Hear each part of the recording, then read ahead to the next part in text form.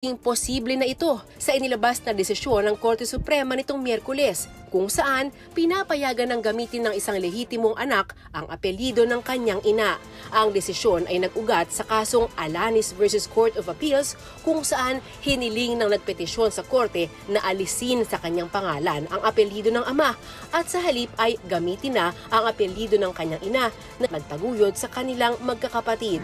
Sa 15 pahinang desisyon ni Supreme Court Justice Marvick Leonen, tinukoy ang Article 364 ng Civil Code kung saan sinasabing principally o sa pangkalahatan gagamitin ng mga lehitimong anak ang apelyido ng kanilang ama.